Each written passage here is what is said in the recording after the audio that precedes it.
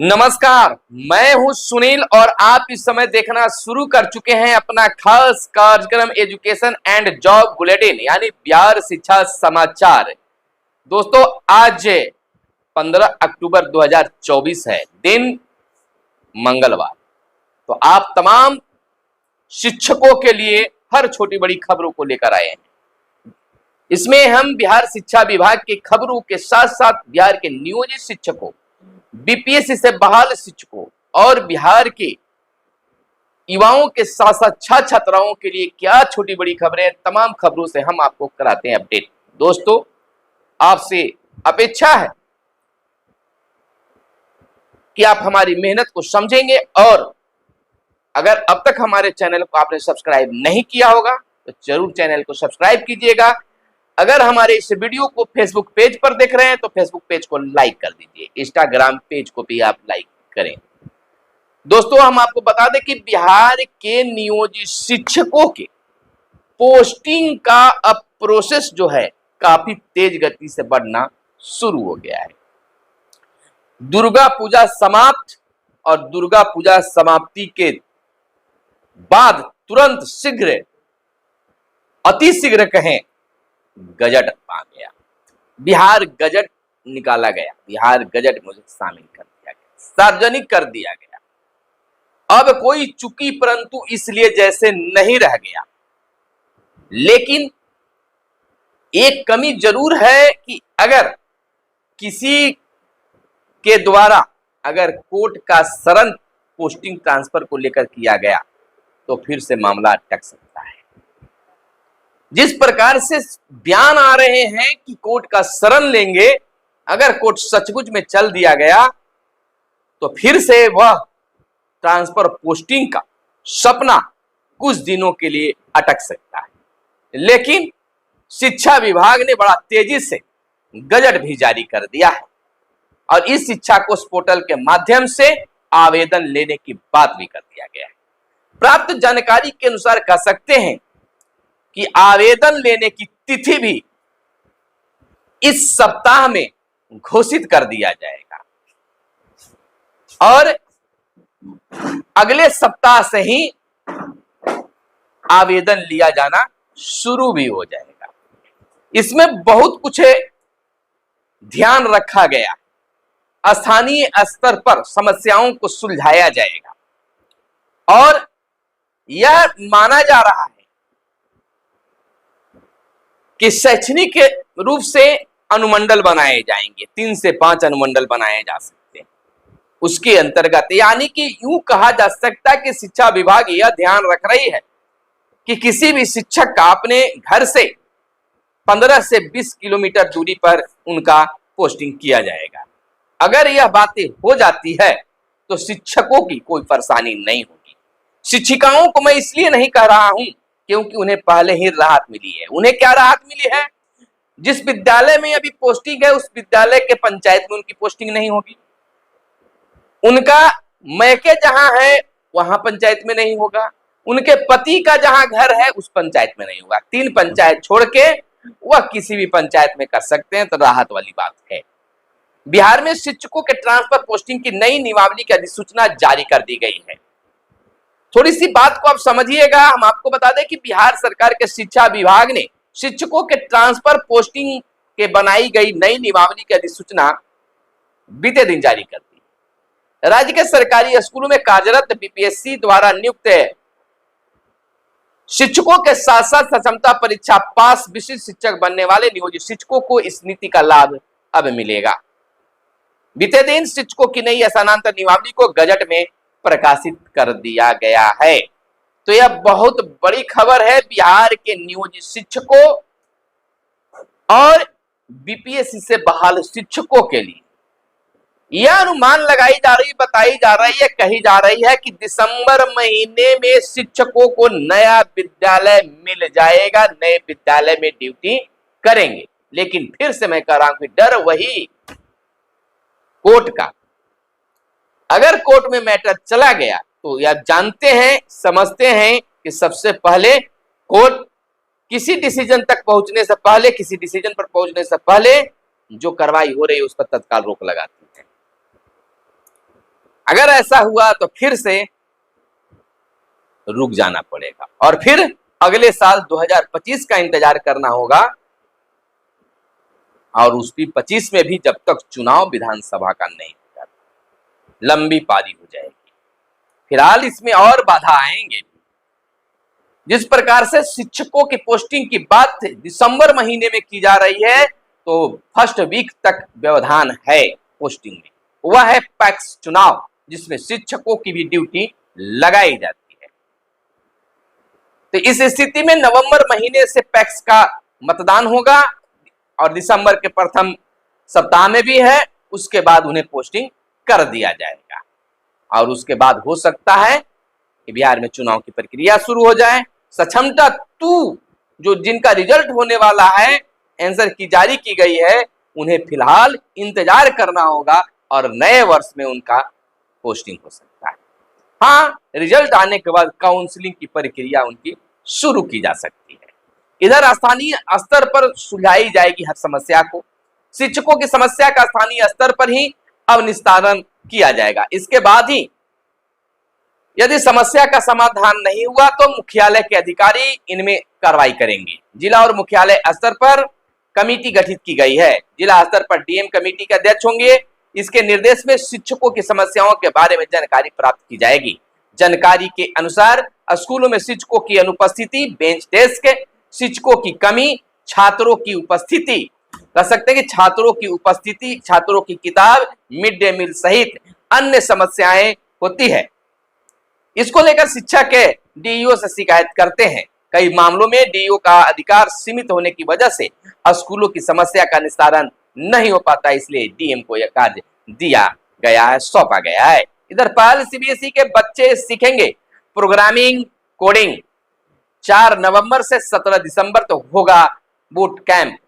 Intel की मदद से स्कूली बच्चों के लिए होगा ऑनलाइन बूट कैंप। 9वीं और 10वीं में एआई स्किल विषय वाले छात्रों के लिए यह मौका है। केंद्रीय माध्यमिक शिक्षा बोर्ड सीबीएसई की ओर से विद्यार्थियों को आईटी कंपनी की मांग को देखते हुए प्रोग्रामिंग और कोडिंग का प्रशिक्षण देने की पहल की जा रही है। स्कूल स्तर से ही बच्चे अपने पाठ्यक्रम की शिक्षा के स्तर स्किल विषय की शिक्षा लेते हुए कौशल विकास कर सकेंगे। इसके लिए यह पहल की जा रही है, विद्यार्थियों को बड़ा फायदा होगा। इधर 9वीं में 100% पंजीयन करें। पंजीयन छूटा तो एलओसी भरते वक्त विचार नहीं होगी। 16 अक्टूबर तक बिना शुल्क कर सकते हैं पंजीयन। बहुत कम समय बचा है। वहीं केंद्रीय माध्यमिक शिक्षा बोर्ड सीबीएसई ने स्कूलों में कक्षा 9वीं और 11वीं में अध्ययनरत सभी विद्यार्थियों के पंजीयन का निर्देश दिया है।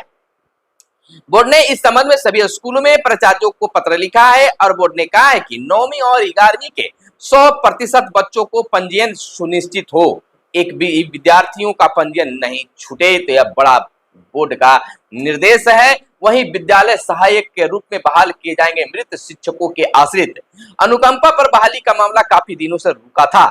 आपको बता दें कि विभिन्न जिलों में इसके पद जो है किया गया है, नियुक्ति होगी और विभिन्न जिलों के लिए अलग अलग यह संख्या बताई जाती है। तो बहुत जल्द ही मृत शिक्षकों के आश्रितों को अनुकंपा पर बहाल कर दिया जाएगा। इधर व्यवहार संबंधी समस्याओं के समाधान को तैयार होंगे काउंसलर।